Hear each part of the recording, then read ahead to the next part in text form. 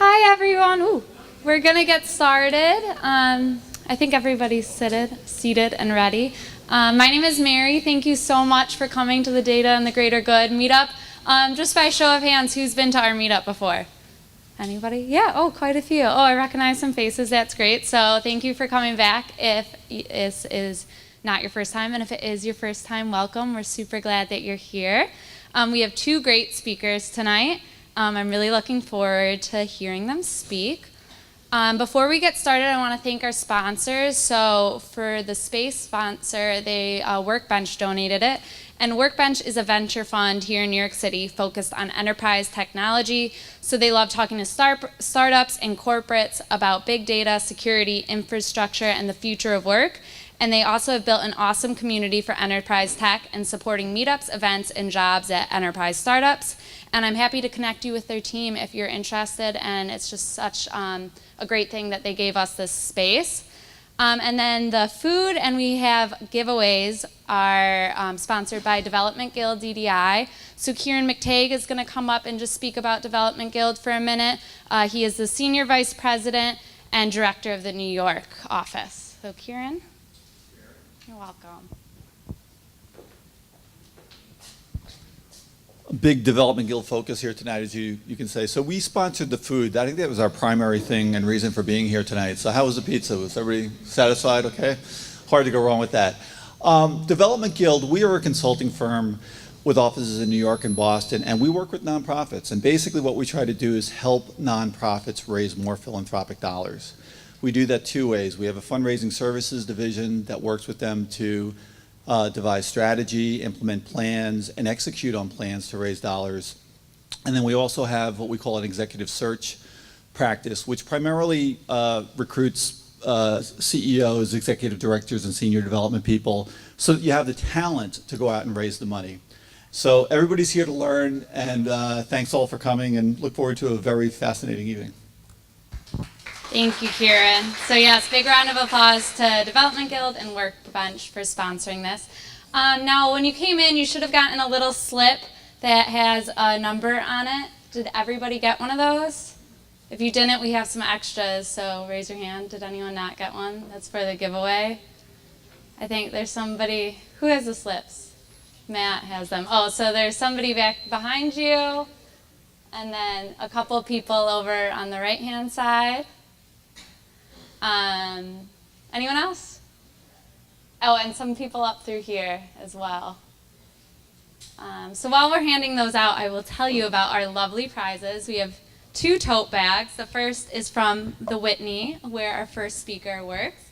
Let me show it first. Yeah. This is the eagle, which is the original insignia on the original Whitney Museum building and was used on their original building. And then we also have a tote bag from Lincoln Center. So now we know the ooh and ahs. I do this, right? Ooh, ah, there you go. And this, I believe, is a sound wave on it. And it's a design of a sound wave. And there's a great quote by John Cage on the inside, who's one of my favorite composers, that says, "Everything we do is music." Isn't that a lovely quote? So does everybody have their raffle tickets? That's what they're called? Then we will do the spin.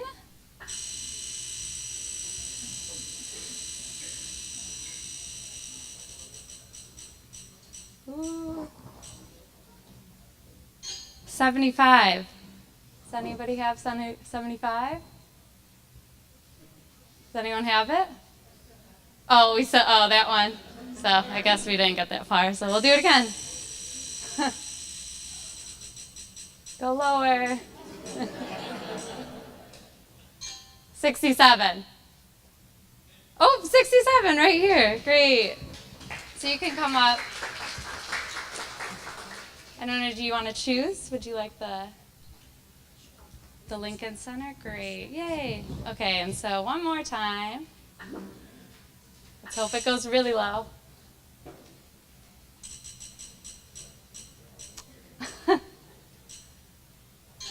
$50.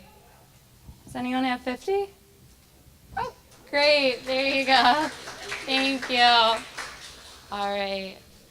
Well, again, thank you so much for being here, and we're going to get started with our first speaker, who is Bridget Mendoza from the Whitney. Okay. Hi. Okay, can you hear me? I'm feeling like a pop singer with this, so let me know.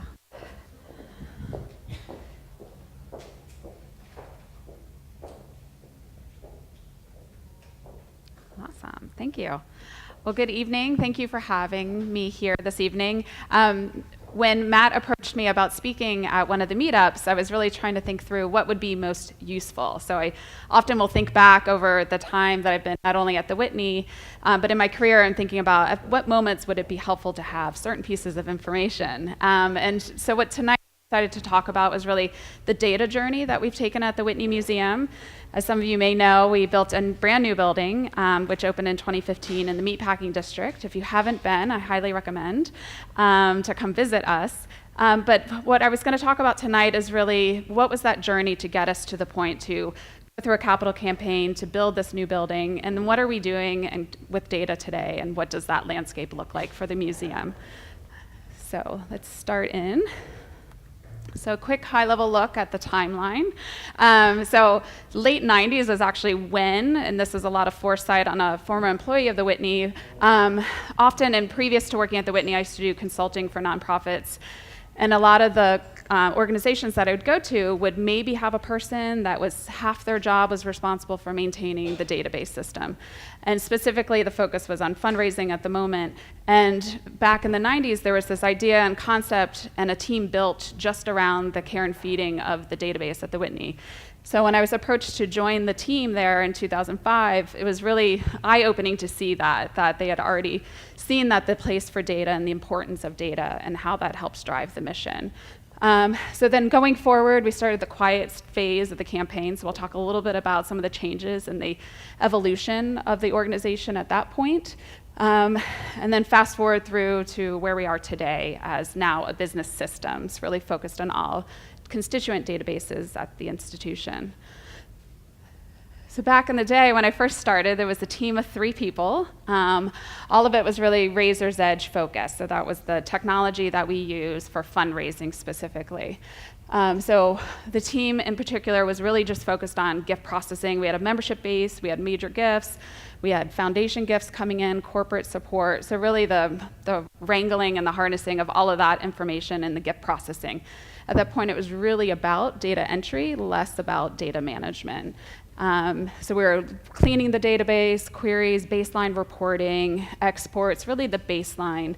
And this is when I first started, we started really setting the foundation for tracking membership appeals tracking. So if anyone's familiar with organizations that run membership programs, the tracking of those appeals and the efforts that you send to gain their support is really important and valuable information. And then this is sort of rudimentary, right? But really just a look at what systems we had in place at the time. So the circle in red is really representing what the focus of my team was. So we were purely focused on the fundraising. We had all this other information happening. So we had email marketing happening, and there was some exporting from Razors into our platform.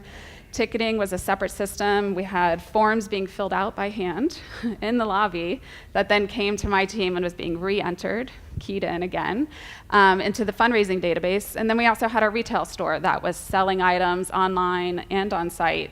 And that data was also living on its own, hanging out over there. And then all of this was being fed to, we have Whitney.org and our website. So we had people visiting our websites, signing up for emails, which then that was probably the only automated piece, was getting into our marketing list. So at this point, we had information that we were collecting, but the only real focused team for data was in that fundraising area. So a lot of opportunity, as we'll see. So now we fast forward 2007 to 12 is really when the campaign for the new building kicked off. So our goal for the capital campaign was $760 million, which was, for me as a fundraiser, was one of the largest endeavors that I've been a part of. But really to get to the campaign, we had no moves management. How many fundraisers are in the room? Because you'll understand Oh, only a few. Okay, so moves management is a whole other class. But moves management, prospect management, how are we identifying donors? So we have this really active membership base. How are we going to find out who's sort of hiding in that membership base? So the idea of predictive modeling came into play as well. Establishing campaign tracking structures. So how are we reporting? How do we know how we're tracking against that large goal that we had ahead of us? Prospect management, portfolio management. So all of our major gift officers would have prospects assigned to them. How did we know where they were with cultivating or stewarding those donors? So all of this process and foundation was really put into place at this point. Manual entry, I wasn't kidding. These were actual forms that came through. So we had mail devices happening. People could call, could fax, could email. A lot of mail back in the day as well, the lobby forms, and even just a gift processing. So back in FY14, there were 15,000 gifts processed by the development records team, and 0 of that was imported. So it was all manually keyed in. Good times. So then now we're in this new building. So our new building was opening in 2015. May 1st was the big date that we were all barreling towards very quickly. So the institution started thinking about, okay, what does technology mean? Everything from the infrastructure that we'll need to run this new building. So it could be the building management system, to looking at what is our website. We had a dark period as well, where the Uptown location was closed before the new building opened. So how are we staying in touch with our constituents during that time? And the technology planning group was really that cross-departmental a team that was put in place to look at that. So it was the IT director, head of retail, visitor experience, business systems or development records, really starting to look at ownership of the systems. Part of that evaluation was looking at, are the systems we have in place currently enough to open this new building? So we had a ticketing system that wasn't really cared for necessarily, a lot of data coming into it, not a lot being done with that data. So there's a cross-functional group there as well that started looking at, okay, what are our options for ticketing? We know we're going to expect very high volumes at this new building. Uptown, we had about 300, 400,000 annual visitors. Now at the downtown location, we have over 1 million visitors a year. So we knew that we were going to have this spike. So how are we going to manage it all? Started looking at scalability and sustainability. That was a big, and still is a big part of how we consider technology investments. So unlike some of the other larger arts institutions, the Whitney is not structured to have on-staff developers or a really deep technical, we have a lot of infrastructure. I see some heads nodding. So we have, someone that maintains the servers and the exchange and all of that, but there wasn't a lot of deep investment in technology that we would homegrown. And then this is the time when we started looking, if we're going to grow to 1 million visitors, and then our membership base was projected to at least double. So we knew that 15,000 entry of all of those gifts was not going to be sustainable. So how do we move away from the entry of that to really the management of data? So all of this information we're collecting. Little scary. It's a tool we use, but this is how we solved it. So again, my team we were at the time 4 people. None of us officially technologists as far as SQL experts or any of that. So really, we were able to use a tool, which is this, but this was basically teaching someone how to do what our team would do every day, entering a gift that would come in the mail. So everything from salutations to addresses to, I know it looks crazy, but this process right here, we can get through hundreds of gifts in 30 minutes. So this process really takes all of it, but this was a tool that we use. So again, we weren't one of the bigger institutions that had depth in the technology skills, so we had to find other products and vendors that we could work with to really make that a reality. So in FY18, which we just closed, about 55,000 gifts, or just over, 93% of those were directly imported into the system. So we really made this leap to be more about managing the data. So now we're looking at exceptions. What are those little things that don't quite fit into the box? And those are the things that we focus on now rather than just getting the information imported. So the Now Business Systems, which is the team is known today, we'll talk a little bit about what that structure change has been. So through this journey, it's really been important to get that buy-in from upper leadership in particular. So as we went through and we were able to get those gains on the fundraising side, support, and we were successful in our capital campaign, then we implemented a new ticketing system and the gains that we had there with a team focused on data management. So now this is what our world looks like. So again, we have all of our ticketing, our CRM system sitting in the middle. All of this is repeating and actually integrated and flowing between systems. All of it up to a data warehouse, that's how we start looking at what is that 360 view of the constituents. So are people, the same people that are visiting the website, the same ones that are visiting, or this member was most likely to renew and they haven't sent in their check yet and they haven't visited the museum in the last 6 months. Maybe we need a different touch point there. So really raising all of that information up so that we can get a sense of how people are engaging with the institution has been a game changer for us. Especially in the new building has really increased a lot of our goals and expectations. So this is a great way for us to be able to support those. So as part of this new team, we have this great vision statement, but basically it says that it's the internal infrastructure we need to manage constituent systems at the institution. So it's looking at collection, accessibility, data governance, and those are really those 3 pillars that we use to define the work that we're doing. So the collection of information, being sure that's consistent, that we're have a common definition of what the data is being used for has been really important, because it's one thing to have someone on the front line being sure that they're entering zip codes correctly or country, but also keying them into why that's important. How are we using the information?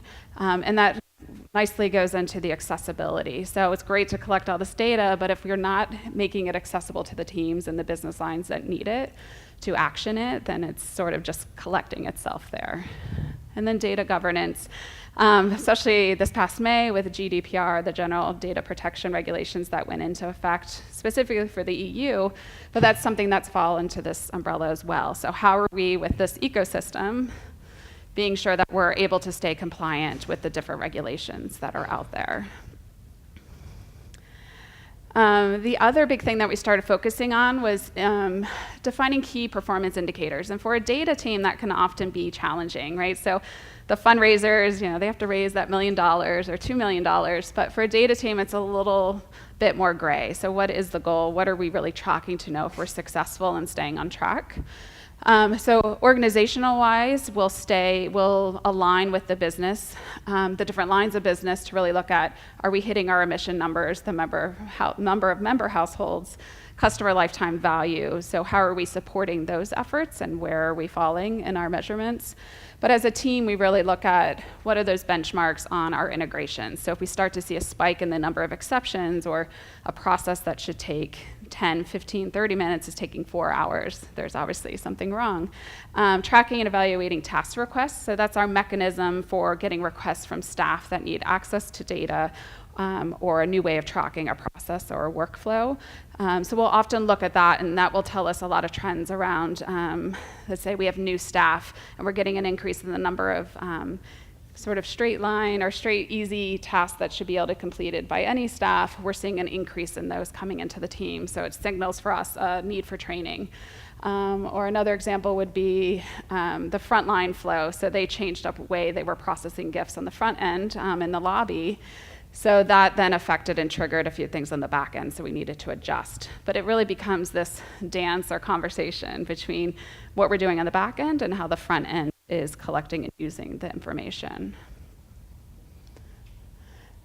And then as I was summing this up, I was trying to think, okay, what made us successful and what we were trying to do? And for sure, the buy-in from leadership and the front line. So really that understanding from the leadership of why data is important, how it is helping to reach the goals that we've set for the different departments, but also that front line again. So if those that are sort of in the grassroots effort, trying to collect this information and having the conversations with our constituents, don't understand why we're collecting it or why they're having to do these different, the lobby is a great example. So why are we giving them these scripts to use at the lobby of, can we collect your email? Where are you from? Why are you here to see us today?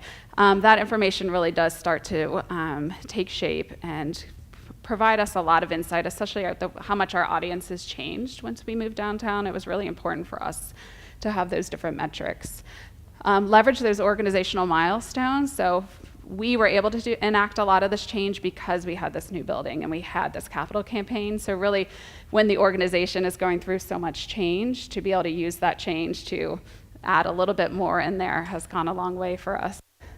KPIs and metrics, I can't talk about this enough, but it really is important to, on the onset of any new technology project that we undertake, really setting what are those goals and those measurements of success. So where are we trying to get to? And then really doing that debrief mid-project and after you're live to make sure that you're reaching those goals that you set. And then scalability and sustainability. So as we're looking at that infrastructure, we made the conscious decision to not go for an all-in-one CRM at the time. That made the most sense for us because we were able to scale it and it's been sustainable for us. Is that the same for the next 5 years? Maybe not. But that's an active conversation we're having to be sure that we can keep up with the growth that the museum is experiencing. And that was it. Questions?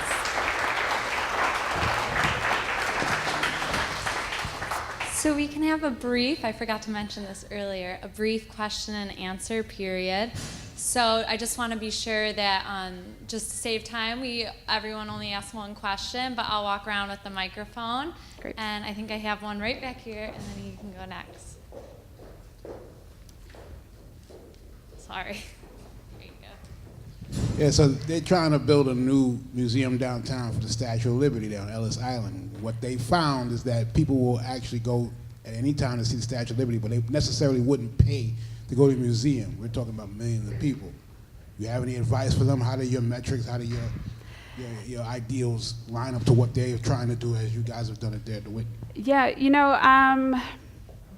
a lot of audience research has happened at the institution, looking at, especially again, once we came, we had a very different audience on the Upper East Side to what we have. We're very fortunate that where we're located is the end of the High Line, so we anchor the south end of the High Line. So with the natural traffic that the High Line gets, also tends to help our audiences as well. But we had to, because this audience was so different from what we were used to seeing uptown, we really had to dig in and start understanding what is the audience looking for from us, how do we involve the community around us has also been a little challenging with Ellis Island, but really trying to figure out what is the engagement, what is the mission of the institution as well, so what is the service that we're providing. Public programs, that community outreach has made a big difference for us. Even before we moved downtown, there were a lot of programs that were done to really start talking to the neighborhood there about the Whitney coming to this neighborhood and what opportunities there would be for collaboration there. So I think really starting to understand what the audience is would be where I would start trying to tackle that problem or that topic. I have a quick question about the tooling that you used. You showed the diagram. Yeah. It's connected. So can you quickly talk about that and about the data? Is it available publicly or is it all private? All of our data is within the Whitney, so it is private. There are parts of our collection that are available online, so really the art side of our collection and data management. But this thing. So this is a tool, a vendor that we use called Rapid Insights. It's their tool called Veera. And really what the nice thing about Veera is that it allows you to manipulate data in several data sources. So it could be from SQL, it could be from flat files, Oracle, any system basically. And the nice thing about it, I'm sure everyone here has used Excel, so you can go in and do these great Excel things, but you're repeating and having to rebuild that every time, a lot of times. With this tool in particular, you can have a job that will run and make decisions that can run automatically. So as long as we have the data set to export at, say, 5 a.m., this tool knows and is ready to kick off at 6. So that's made a big difference for us, and specifically because at the time we, again, didn't have the deep technology skills. So there was no one on staff that was able to go in and do the SQL side of this that it would take to be able to automate it. We've built those skills now, but back when we first started doing this in probably 2014, we didn't. So this really helped us a lot. I'm a member of the Whitney. I absolutely love it there. I love your new Excellent. location. A question for you. You mentioned that you met your goals around giving based on the KPI framework that you have. But in CRM and these types of areas, it's not just the what, but the how. So 2 great donors could have positioned you to meet your objectives Sure. when in fact the majority of your member base may not have been that engaged at all. So I want you to comment more on the how you achieved the goals and were you able to validate it really was sustained engagement from your members as opposed to a couple of very well-off members that could actually meet your goals for the whole year. Sure. So I think 2 answers to that. So there was a lot of, I touched on predictive modeling. That was a big part of, especially when we were looking for the new campaign and looking at where are these new donors coming from. So we really did start digging into that population to find So we know people that tend to give to us at different levels. So it could be a $500 or a $200 member, and how are they engaging with us and how could we get others to come along with that. Some of them we did through the predictive modeling find some higher end donors, which was great. But to your point, there has been a lot and a very good focus from our membership team on growing that base and that level of engagement. Because really for us, the member base is the future. It's our barometer for knowing how successful we're being. Is our programming hitting the right tones? Is that level of engagement there? So we're really focused in on growing that membership base and the retention of that. So again, those that are used to membership programs, the first and second year members are really the hardest to retain. Once you can get someone to that 3rd year is when you really start to become more sticky to them. So how do we get there? How do we make sure that they're engaging? And some of it is the roll up into that data warehouse so we can see, oh, someone is visiting the website or they are visiting the museum or they're coming to our public programs. What is that level of engagement? So we're able to measure in that way, and we have certain metrics around membership engagement, which then informs our programming. Yeah. One back here. Oh, yeah. So I have a question about your customer lifetime value model. I'm just curious, at the time that you guys were doing this, were you using a standard recency, frequency, and monetization, or did you do something more customized to achieve that metrics? I'm just curious to hear about that. Yeah, we started there for sure. Definitely in the early days looking at what is that value of a member's, and that's definitely where we started. So looking at how often they give, how much they're giving. But from there, when we started building sort of our muscles around the analytics piece, we started looking at more information that we have in the database. So how much of it is about where someone lives or the number of times they join or come to an event, or sometimes someone dropping and rejoining indicates something else to us than someone that has been a sustained, say, $50 member. So we then started adding in a little bit more as the data we collected became stronger and more consistent. Is there one over here? Oh, yeah. Sorry, I may have missed this, but are you in fact collecting everything in a singular data warehouse, or are you using a federated model whereby you're extracting data through intelligence tools as an overlay? Most of the data that we have is information that has been provided to us from constituents. So it's coming from our retail, how people are shopping, and what trends we're seeing there, fundraising as people give money, the email marketing, so are people opening emails, clicking on links. We've historically not done a lot of the outside data overlays. Yeah, so internal, where all of that is information that we've had given to us by people as they come to the website or transacting online. Is that, sorry? Housing it in one data repository, or are you using tools as an overlay to extract the intelligence? Oh, sorry, I misunderstood. Yeah, so each of those database systems are running in SQL, and then all of that has a nightly feed up to that data warehouse, which then is what we're using to look across. Sorry, thanks.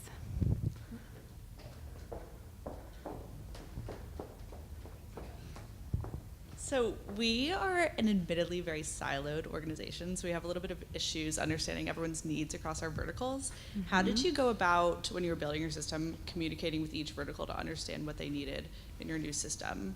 Like, like plan giving officers versus donor relations versus communications, things like that? So very similar. It's taken us a while to sort of break through those silos.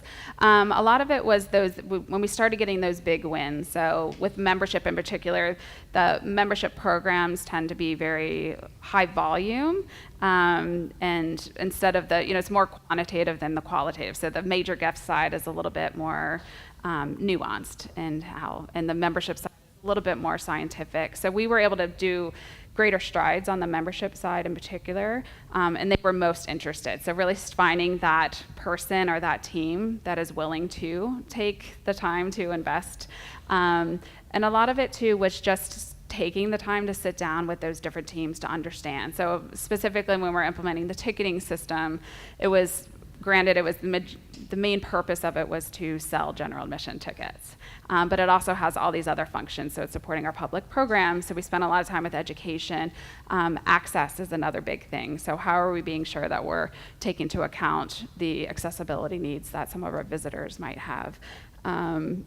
Really then parallel path is where we started really testing a lot of these ideas. So if someone was used to a certain flow, we would let that flow go and we would do that extra lift for a bit just to show how these things could actually save time, drive revenue, create efficiencies. It's just sitting down and having those conversations and the follow-up on that. So, and a lot of it too is if we found that instead of we could come up with an idea of what we think would be the best path forward, but instead of just pushing them to that path, really having them be part of that conversation. So it didn't feel like we were just forcing them to do this new thing. It was really, we took the feedback that you gave us. You said you needed X, Y, and Z. We've been able to incorporate that, and this is how we'll sort of come together and make both of those things work. A lot of time. Sorry, I have to run back over Yep. here.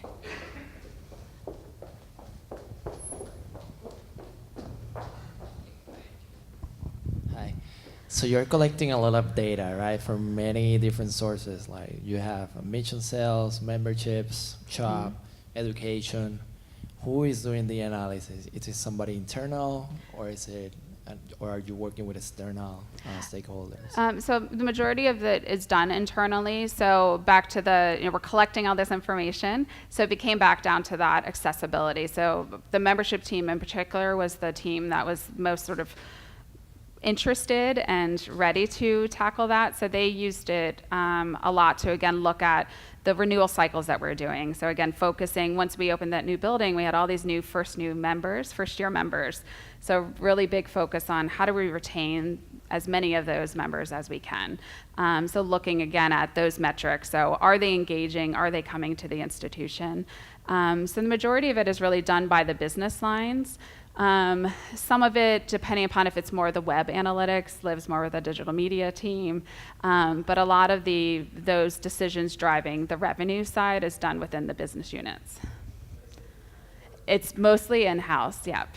Mm-hmm. I think we have time for one or two more questions. Does anyone? Or is that it? I see a hand. Good. I don't think so. Okay, well, thank you so Great. much, Bridget. Thank you. And next we'll have Mary Caracoli, who is the Chief Communications Officer at Lincoln Center. Thank you. I might need your help. I think I'm stuck. Give me just a second to bring up the deck here, or Matt will do it for me. Thank you. So while we get the deck up, if you need to stand up and stretch, do it. It always feels good at these things to get a moment, right? But don't go anywhere. Just do that stretch, right?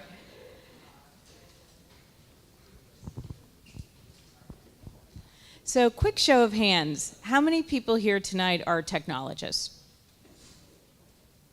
How many work in communications? You have a few, okay. Finance? Okay, we got one. What didn't I ask about? There's a lot of hands that didn't go up. What other fields are represented here? Just marketing? How many marketers? What else? Government? So I come to you as a communications person, not a technologist, and someone who reveres a lot of the work that's being done by our technologists in-house, but also really listening to what's going on in the world.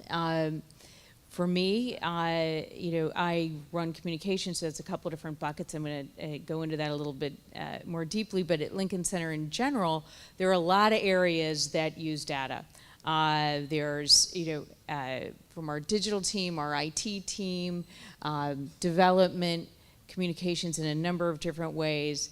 So it's a really important topic for all of us. And I just want to give you a little sense of what we look at.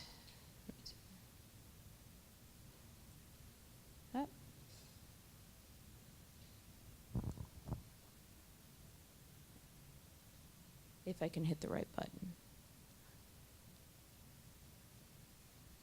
This is what happens when you don't bring your own laptop, right?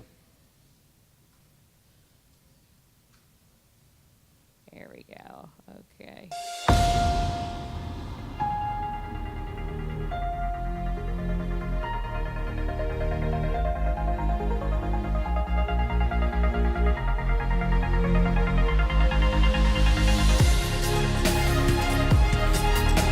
It's a great honor to be here at Lincoln Center. I want to be able to move people.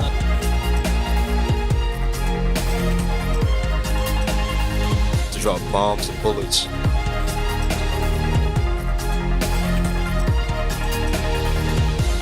Lincoln Center, the arts are for the many and not the few.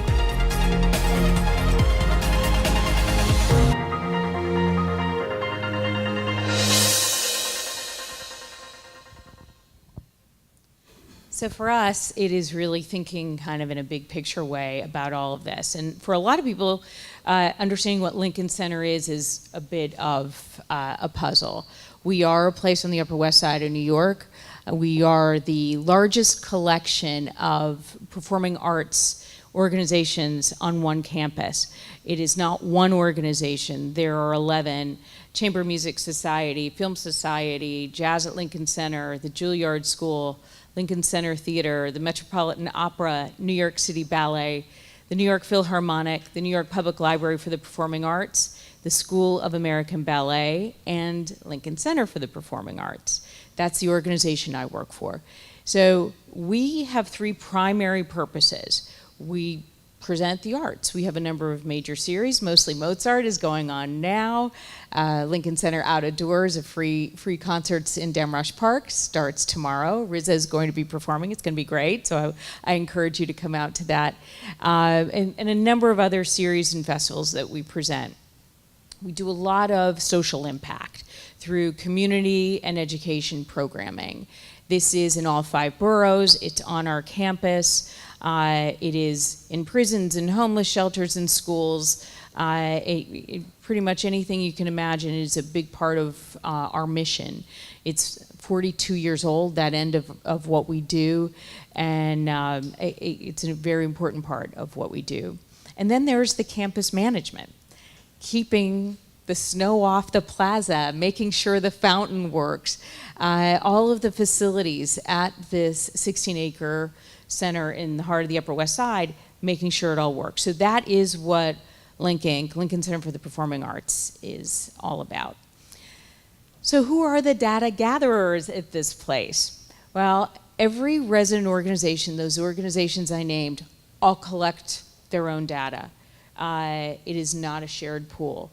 And some of the departments, this is not an exhaustive list: communications, marketing, IT, digital development, and within all of the various departments, sometimes it's even more siloed. In education, community may have their own data sets that are separate from the rest of the team. So there are many data gatherers. They are far and wide, and in some cases it runs really deep.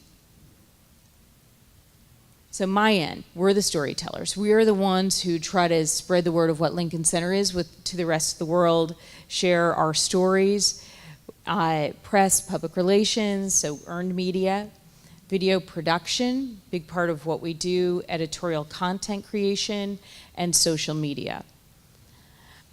Each one of these buckets has their own generates their own data bank of information from press and public relations. We have our own services to gauge what kind of press impact we had. Sometimes that gives us digital information, sometimes it doesn't. Sometimes we have to figure it out and do estimates. Video production, if it's on Vimeo or it's on YouTube, it's usually very easy to keep track of it. Or video produced for social media, incredibly easy to keep track of. And editorial content that goes in a number of different places. So that can be on our online magazine, that can also be something that is in a hard copy in a playbill that you receive when you go to the theater. It could be something that ends up in emails that are sent from our marketing team. So the content can live in a lot of different places and can be distributed in a lot of different ways. So post-Cambridge Analytica, the world changed for a few people, especially those marketers who are here. Can tell you it's probably the ones who are most impacted by it. For us, what did we see? Third-party vendors were dramatically impacted early on. Some of their capabilities went away completely or just temporarily. So the ones we worked with from an organic side, which is primarily what I deal with, it was a few little hiccups. From a marketing side, it was a little more worrisome. Would this data come back or not? In some cases, it hasn't.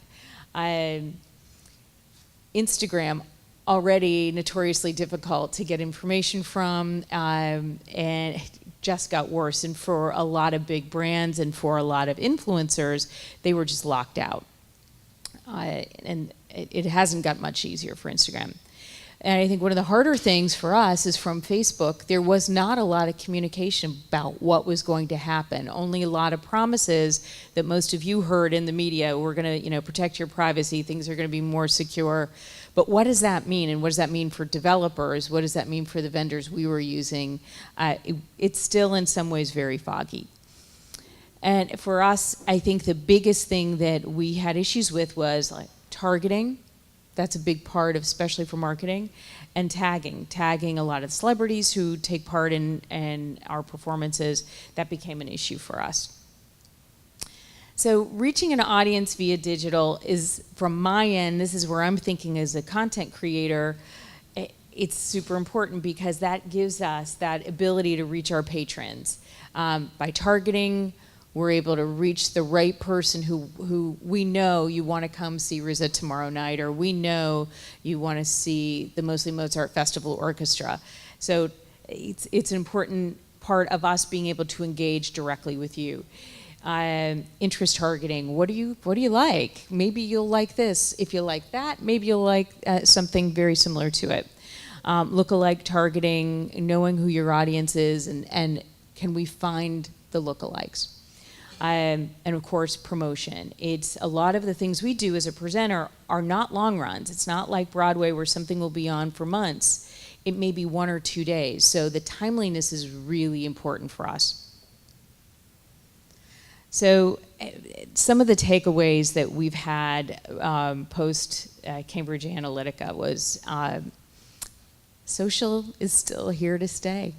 It is not, our ROI this summer through our social advertising in particular, much better than even last year, and that's with not the same depth of data that we had and information about some of the folks we were targeting that we had last year, and our ROI is greater.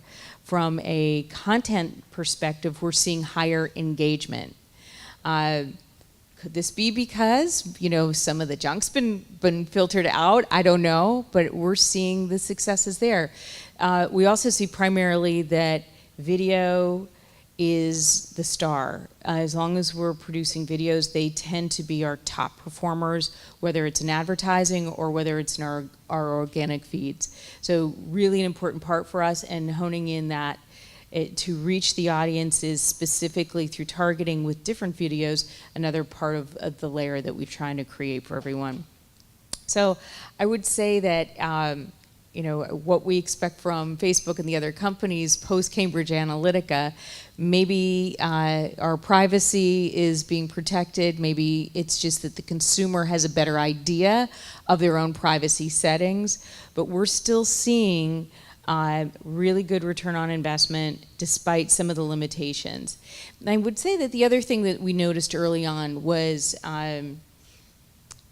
we flagged once because it thought something was a political ad. And I think once we were cleared as not being a political organization, they've essentially been hands off. I think if you're a political organization, things may be a little different and still may be a little tougher. We've found that things eased up for us a good bit. I'm trying to think of some other takeaways that may be valuable for you on this, but for us, we're in it. We're staying with it. We thought, we were really afraid going into the summer because all of this happened, as you know, March, April time period. And we were really afraid there would be a huge impact on our summer sales. And to say we've had one of the strongest summers ever. Maybe it's because Mother Nature has been, until today, cooperating with the weather, but we're really pleased with the results that we're seeing on our digital advertising and in social in particular. Any questions? How have you been measuring ROI of social media? I know in our industry, there isn't consensus on the measurement approach for social media, or maybe a like is sort of, maybe the algorithm says it's worth this much, in retained revenue. There are all different sorts of thinking, but doesn't seem to be consensus in what I do. So I was curious, when you said you've seen a lot of ROI from social media, how do you approach measurement? It's basically sales. So within a time period, so an ad launches, and within 24 hours we see X number percentage increase in sales above what we had been seeing. That's generally how we measure it.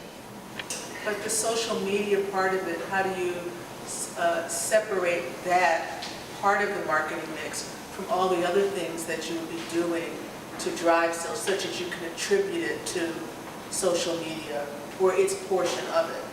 So again, timing. So when we know we do it is important. So we'll know when there's, for example, if there's a newspaper ad, if there's other things, we know the timing of all these different things. So when they hit, that's a big part of it. The other thing is, the insights that we get from social itself.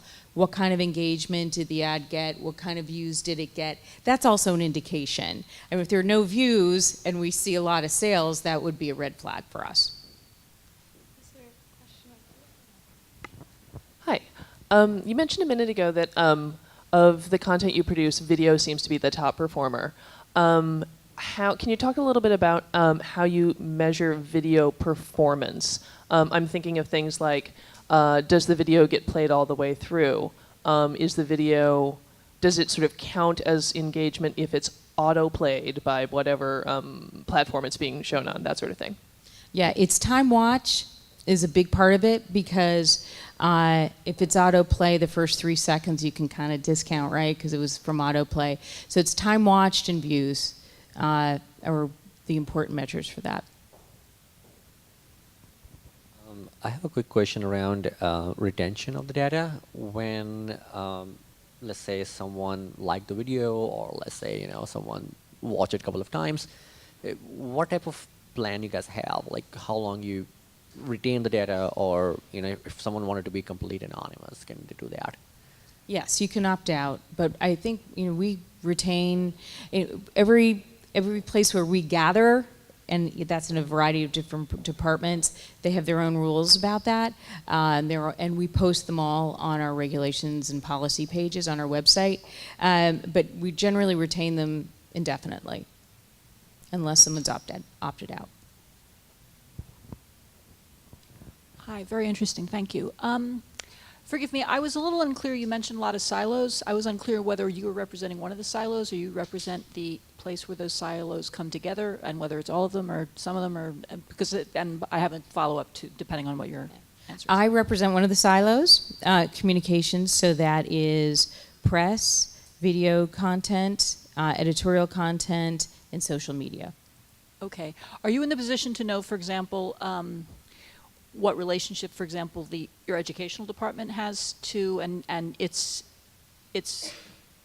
behavior and to your outcomes. Because I mean, for example, one of the things people who care about, pie culture in the city is that, you can get, for example, old master paintings for pennies on the dollar, mostly because people just don't have literacy and aren't interested in gaining it. And I know the Metropolitan Opera is very famously having enormous difficulty. And I'm wondering, because again, it requires work. And I wonder whether you all at this stage have enough information or working enough across different, these silos to actually have a sense about the relationships between, for example, education, or whether that is actually not relevant at all. And also even in terms of, for example, when you mentioned media, or video rather, whether it's video that explains, okay, this is what, Don Giovanni is about, that then causes an uptick in ticket sales of that, you know what I mean? I guess it's the question of, or whether you're just finding essentially, the people want to do, what is it, deaf disco or silent disco, you know what I mean? I don't know. Just trying to get to some of that. Distill the question there for me. Oh, okay, I'm sorry. Are you seeing a relationship between your educational content and the sales? Are there relationships between them, or do you see that it's being fueled more by the social stuff independent of content? Okay, so there's two real buckets there. One, there's the educational work that we do. There's content that's created for that as well. But that's the work in schools. Sometimes there are media assets that are created to go with it. So there's that bucket of education. And then there's the general awareness and education, I guess you could say, of the other content that's created that is put on the website, could end up in a marketing email, or in in a donor newsletter. So that you're talking about more of the actual education work that happens, I assume. It really just, depending on how things are categorized. I mean, different people would categorize it, okay, maybe.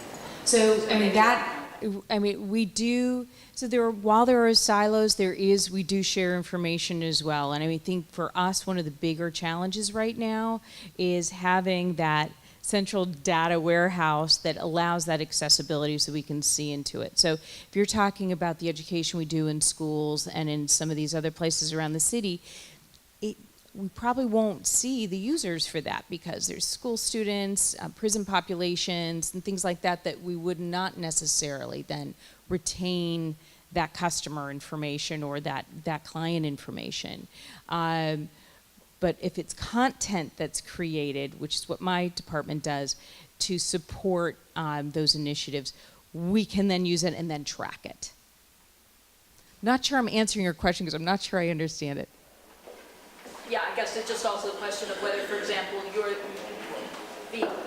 not simply, it wouldn't only be kind of off the education department that you would teach, but presumably there will be educational, you're doing some teaching within Lincoln Center, within the communications department. I would think that communicating the value of what it is you're showing people also relates to teaching them what it is, right? Yeah, absolutely. I think that I would put that in a category of general awareness of what's coming and helping people have a deeper understanding and engage with that on a deeper level. Absolutely a critical part of what we do. And we're creating content on a regular basis that is on both our online channels and on our social channels for that express purpose. And it may be to understand a certain type of dance. We did something in Midsummer Night's Swing this summer called Garba. It's a certain type of Southeast Asian dance. And we really needed to educate our audience on what this was so that they could come out and enjoy it and have a deeper experience with it rather than a more superficial experience with it.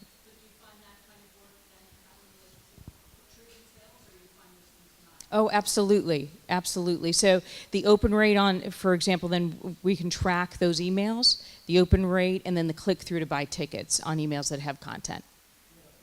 Yeah, it's very interesting. I just want to give everybody a chance to get their questions answered. Yeah, so you mentioned video was your best engagement out of the media types. What's the lower performing forms of media, like the least engagement? Really bad pictures. Especially in the age of Instagram, if you are not selective with your photographs, really beautiful, artful photographs, you see that they're the ones you're like, wow, nobody even cared.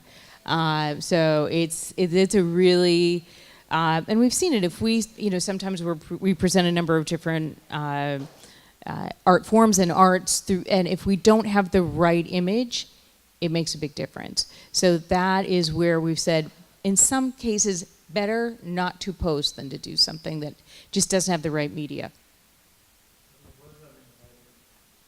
Right. So the aesthetic that is pleasing, interesting, engaging. That we, and I think we start to hone in what that means as we meet every week and look at the performance of some of the other posts that we've done in the past, and it's one of those things where and you see it. It's that engaging, well-composed photograph. It does really well. Recently, we did an Insta Meet on campus with hashtag cameras and dancers, and those images were incredible, and they performed beautifully. And it was about explaining the kind of dance that was going to be happening. Lucinda Child's dance company was coming to perform at the start of the Mostly Mozart Festival. And this was a work that she created 30 years ago. In order to have people have a better understanding of it, having this Insta Meet where we have these great photographers coming with these incredible dancers posing on our campus, those photographs performed beautifully, and it helped bring people to understand what this event was. The event sold out, and I can't say it was 100% because of the Insta Meet, but it certainly had a big impact. Could you please speak to the impact of GDPR a little more and how that impacted social specifically and your data collection processes? So for GDPR is affecting maybe our marketing team a little bit more than our organic social. I will say though that the Tessitores, the sales, I don't know if any Tessitura users here in the house, they had their big conference this past week, and GDPR was a big part, became a big buzz part of that convention. For us, it's about making sure we have our disclaimer on our website and wherever we need to have it, and so that all kicked in when that deadline came up. But for us right now, it doesn't really, especially from a communication standpoint, it has not had a huge impact at this point. And we feel like with the disclaimers, even for sales, that we haven't seen an impact, a negative impact at all. I think this will unfortunately be our last question. It's a lot of pressure. I hope this is good enough. I wanted to go back to the issue of the common data warehouse and the information being collected by all of your different constituent organizations. Are you combining or aggregating it at this point to reach out to the different members of the different constituents in a common way? And if so, how are you going about doing that? We are not. We are all 11 separate organizations on campus. There are some things that we do together, but as far as the data collection, it is still essentially each organization governs their own. Well, thank you so much, Mary.